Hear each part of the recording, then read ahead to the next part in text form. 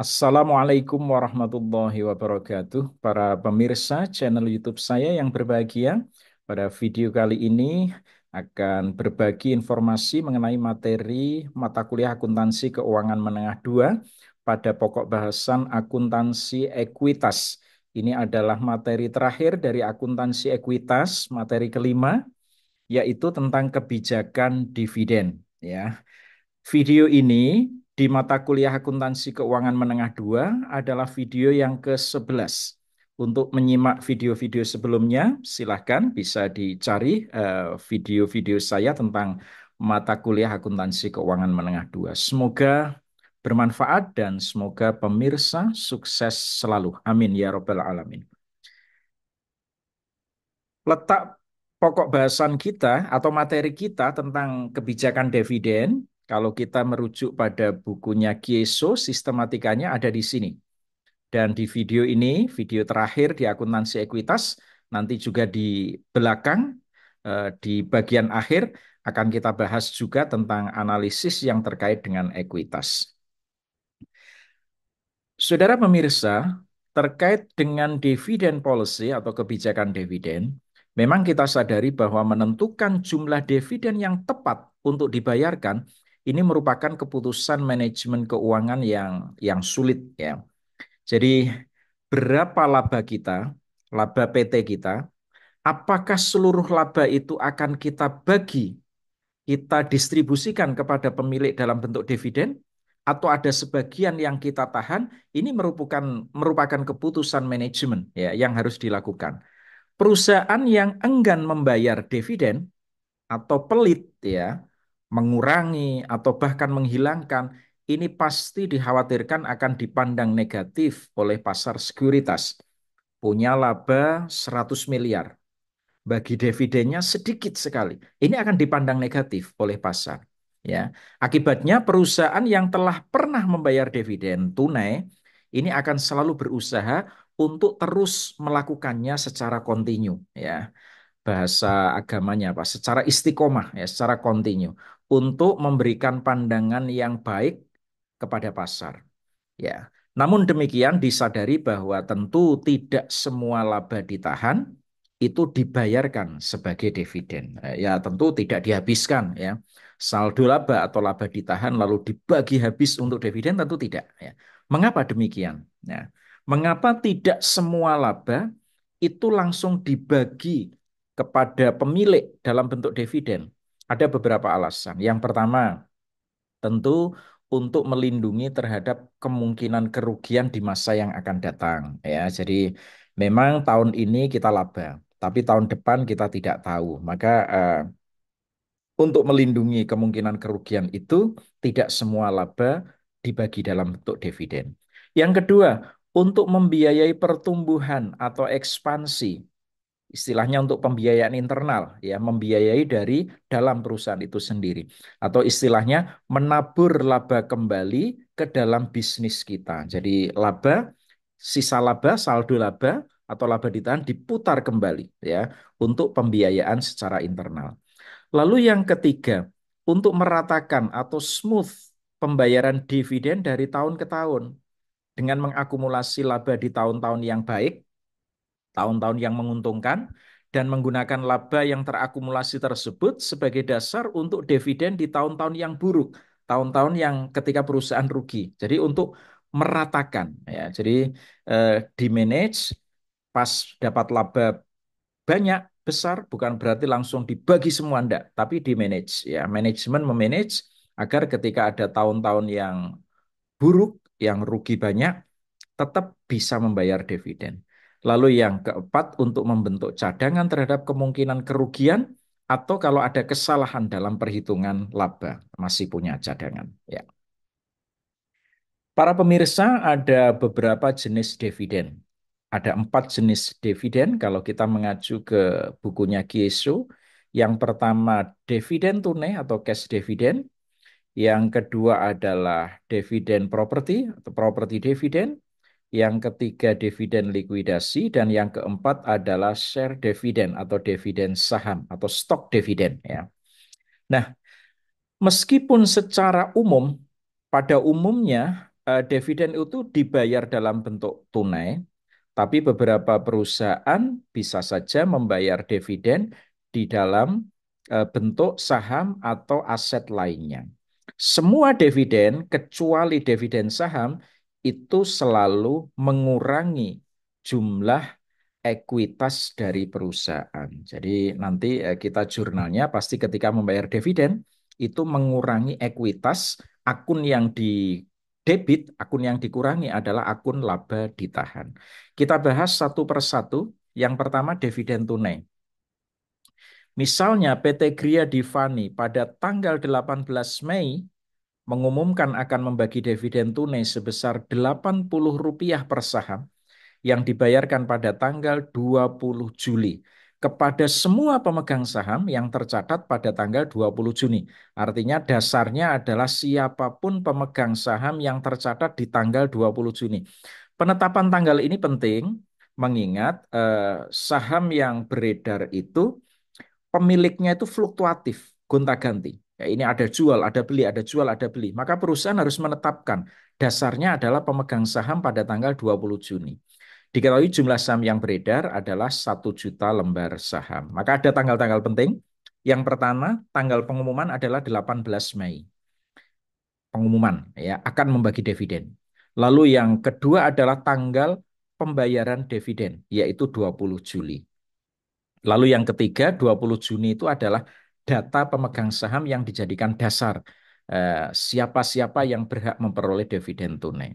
Maka jurnalnya yang kita buat adalah jurnal tanggal 18 Mei dan 20 Juli ya. Kalau 20 Juni ini kan tidak ya, ini hanya tidak ada kaitannya dengan jurnal yang kita buat. Baik, 18 Juni, sorry, 18 Mei jurnalnya adalah sekali lagi tadi ya, mengurangi ekuitas. Membagi dividen itu mengurangi ekuitas. Akun yang dipakai adalah laba ditahan. Maka laba ditahannya berkurang, laba ditahan, debit, lalu karena belum dibayarkan, maka hutang dividen kredit. Angkanya 80 juta, Rp80 kali 1 juta lembar saham. Oke. Lalu pada tanggal 20 Juli saat membayar, kasnya pasti kredit ya. Debitnya utang dividen. Utang dividen. Debit 80 juta, kas kredit 80 juta. Gampang ya. Kalau diumumkan langsung dibayar, tanggal 18 Mei diumumkan, 18 Mei dibayar ya jurnalnya tinggal laba ditahan debit, kas kredit. Kas kredit ya. Oke. Demikian untuk dividen tunai. Berikutnya untuk dividen properti. Dividen dalam bentuk aset perusahaan selain kas ini disebut dengan dividen properti atau dividen in kind. Dapat berupa barang dagangan, dapat berupa real estate, dapat berupa investasi sekuritas. Jadi investasi sekuritas ini yang dimaksud adalah perusahaan kita punya investasi atas nama PT lain, PT X begitu. Itu aset kita. Nah, ketika kita membagi dividen, bisa saja barang dagangan kita berikan. Bukan uang tunai, tapi barang dagangan. Bisa juga kita beri properti dalam bentuk real estate. Bisa juga kita beri sekuritas yang kita punya atas nama PT lain. Ya. Jadi PT kita Gria Divani. Kita punya aset namanya investasi saham PT ABC. Nah, itu yang kita berikan. Ya. Jadi bisa saja seperti itu. Walaupun lazimnya adalah dividen tunai. Seperti tadi saya sampaikan, umumnya adalah dividen dalam bentuk tunai. Nah, saudara, ketika dividen diumumkan, perusahaan harus menetapkan kembali nilai wajar properti yang akan kita serahkan, akan kita bagikan, dengan mengakui keuntungan atau kerugian sebesar perbedaan nilai wajar dengan nilai buku properti pada tanggal pengumuman. Memang agak rumit ketika dividen itu kita bayar dengan properti. Contoh, misalnya PT Gria Divani pada tanggal 18 Mei mengumumkan akan membagi dividen properti berupa investasi saham PT XX. Sekali lagi jangan bingung ya. Jadi kita punya modal saham, akunnya berada di ekuitas posisinya. Kita juga punya aset, namanya kita punya saham ini, saham membeli dari PT XX itu. Nah, itu namanya aset kita ya. Jadi ini sama sekali tidak ada hubungannya dengan modal saham kita, Gria Divani tidak. Kalau ini adalah investasi saham PT XX. Kita punya lembaran saham atas nama PT XX, itu aset kita. Itu yang nanti akan kita berikan kepada pemegang saham untuk dividennya. Oke, saya lanjutkan. Yang dibagikan pada tanggal 20 Juli kepada semua pemegang saham yang tercatat pada tanggal 20 Juni. Kita butuh informasi ini. Nilai pasar saham PTXX pada tanggal pengumuman adalah 300 juta. Maka jurnalnya yang pertama, karena posisi nilai pasar atau nilai wajar dari saham kita adalah 300 juta, sementara dividen yang akan kita bagi itu 250 juta, berarti kita harus mengakui adanya keuntungan penilaian sekuritas. Kita akan membayar dividen 250 juta dengan investasi, sorry, kita punya investasi saham ya yang angkanya 250 juta, ya, nilainya 250 juta. Pada saat pengumuman nilai pasarnya 300 juta. Berarti ada kenaikan, ya. Maka kita jurnal investasi saham PTXX 50 juta debit, keuntungan penilaian sekuritas kredit 50 juta.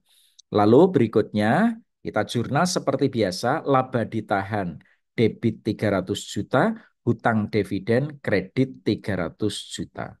Lalu tanggal 20 Juli pada saat penyerahan saham jurnalnya, hutang dividen debit 300 juta, investasi saham kita, aset kita keluarkan, kita kurangkan 300 juta. Pak, aset kita kan 250, Pak. 250 juta, tapi kita pernah mendebit lagi 50 karena ada penilaian sekuritas yang menguntungkan tadi bertambah. Sehingga investasi saham PTXX menjadi 300. Maka kita keluarkan, kita kredit 300. Oke, clear ya? Selesai ya? Jelas ya? Kalau belum jelas diulangi lagi ya di back kursornya biar bisa mengulangi penjelasan saya. Berikutnya adalah dividen dalam bentuk saham atau share dividends atau stock dividend, sama saja. Manajemen dapat mengkapitalisasi sebagian dari laba dengan menerbitkan dividen saham.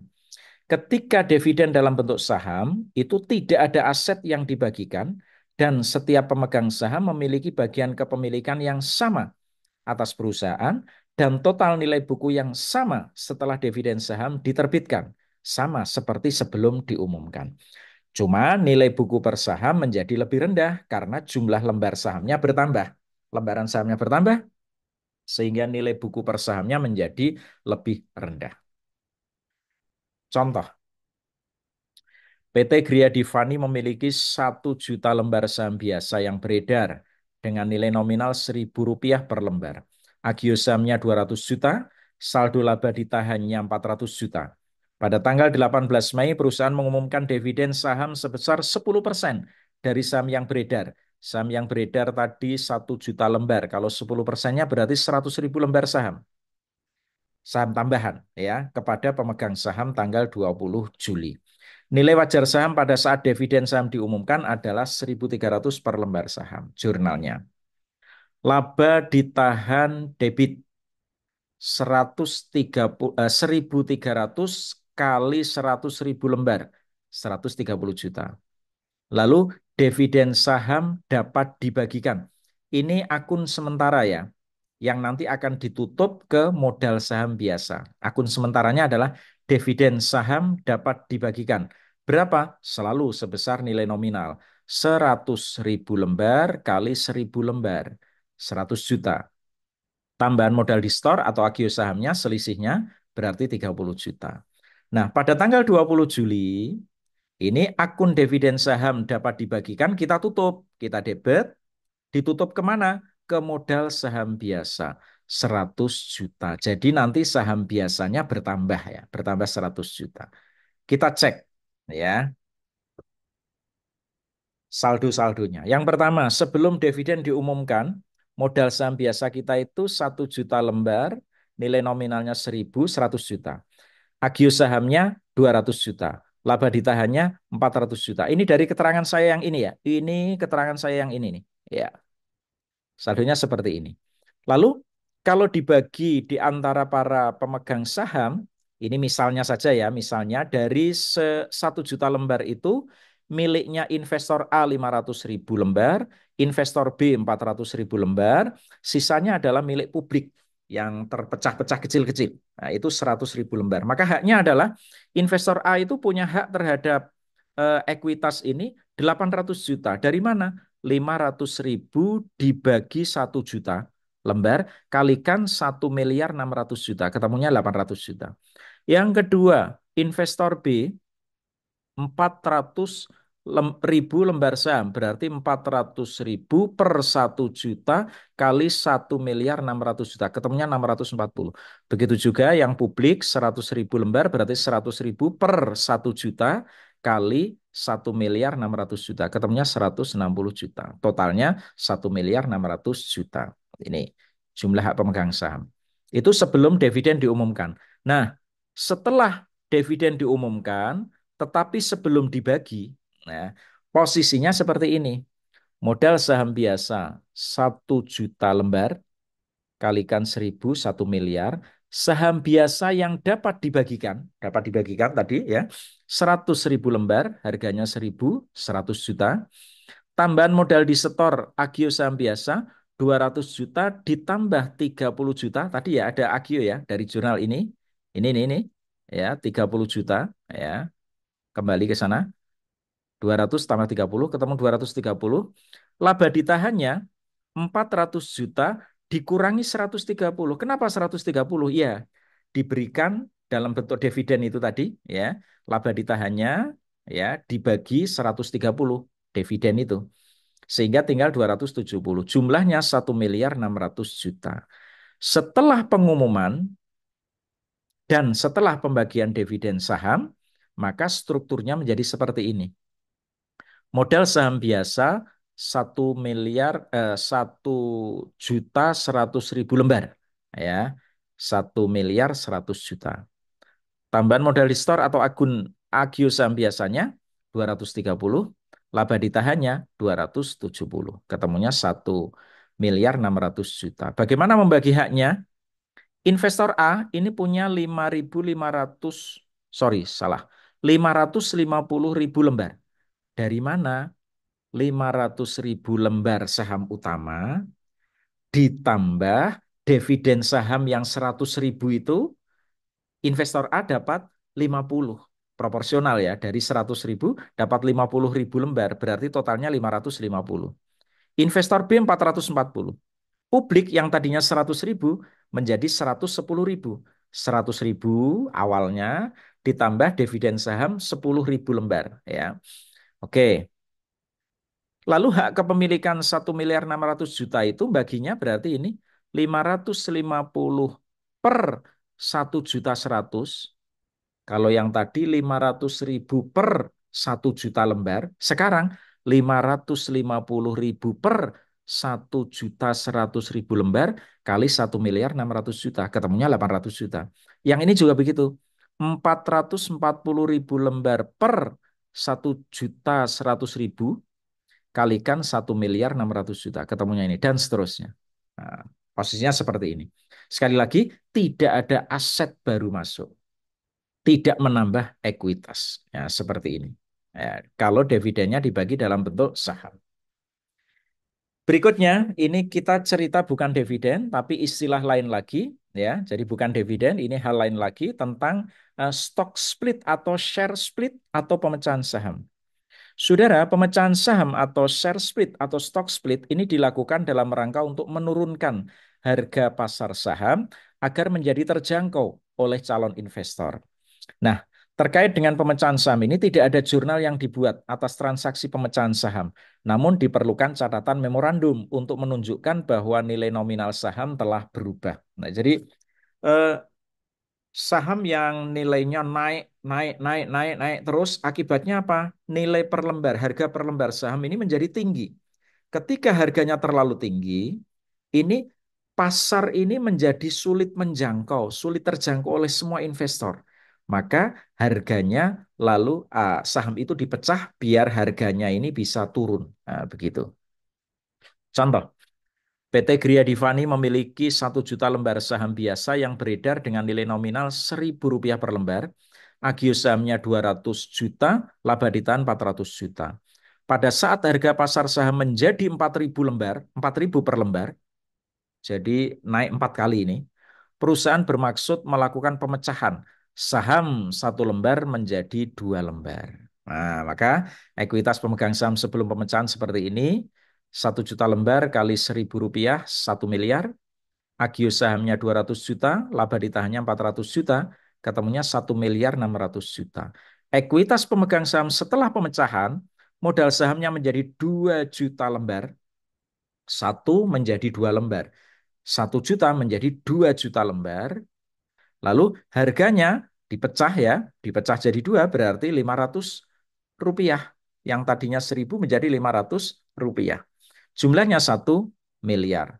Lalu Agiusamnya 200 juta, laba ditanya 400 juta. Tidak ada jurnal, hanya catatan memorandum yang menunjukkan bahwa harga nominal sahamnya berubah. Jadi ini berubah jumlah dari 1 juta menjadi 2 juta lembar, berubah dari 1.000 menjadi 500. Total ekuitasnya sama.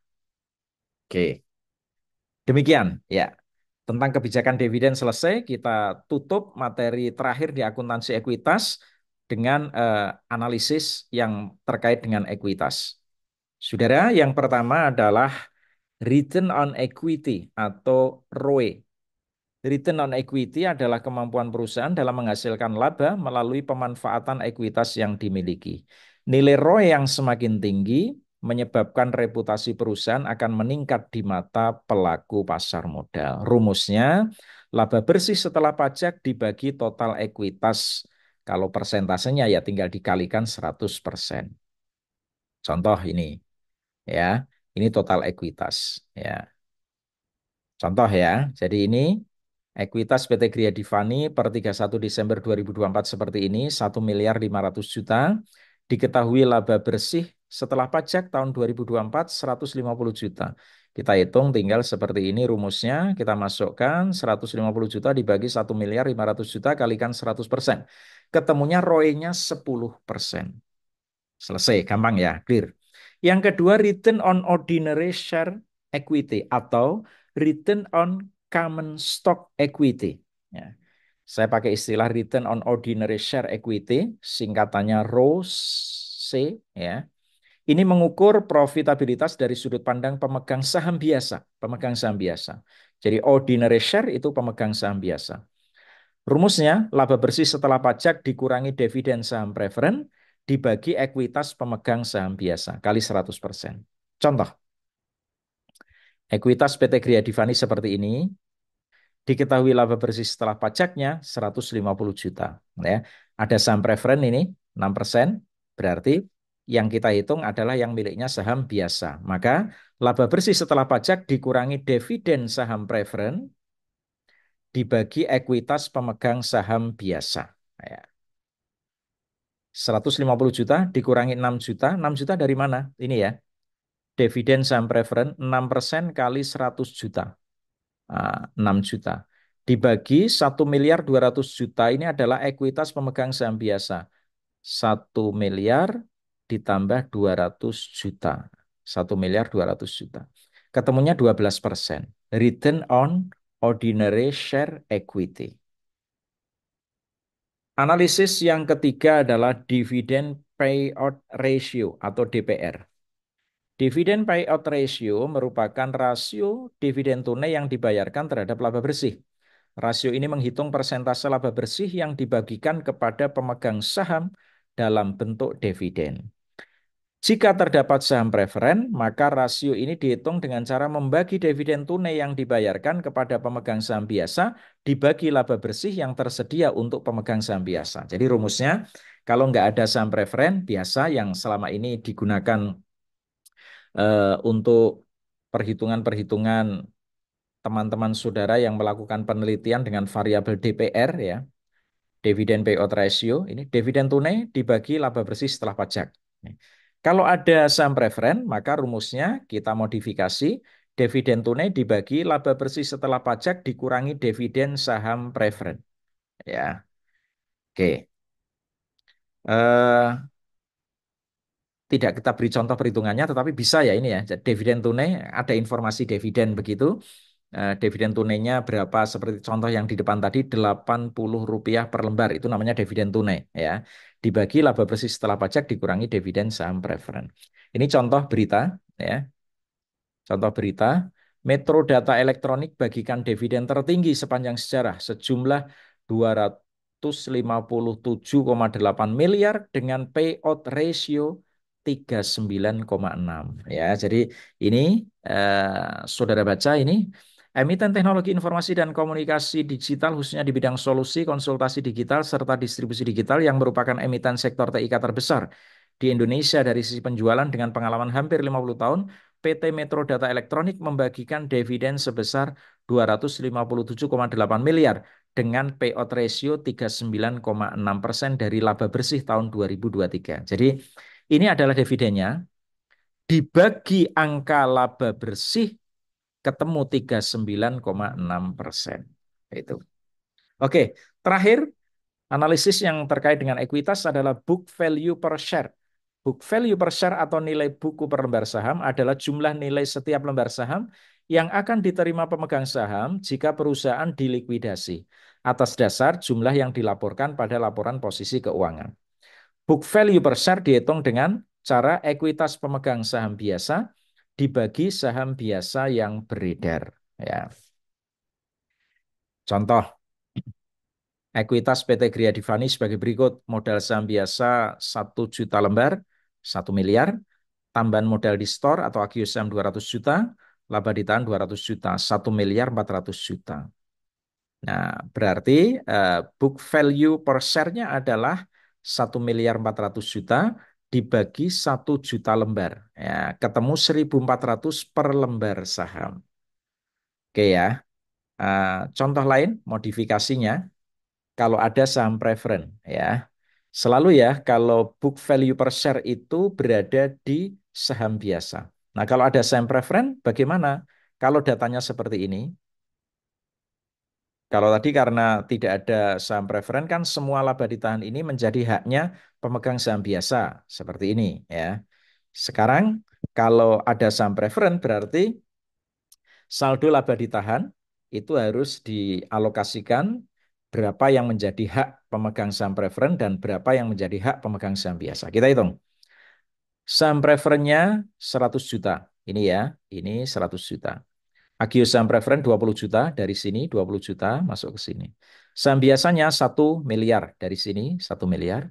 Agio saham biasa 200 juta ini masuk ke sini. Lalu yang laba ditahannya 180 juta, misalnya ya 180 juta, ini kita hitung berapa yang haknya saham preferen, berapa haknya pemegang saham biasa. Tentu ini beda-beda. Seperti di depan, di video sebelumnya ada 4 jenis saham preferen.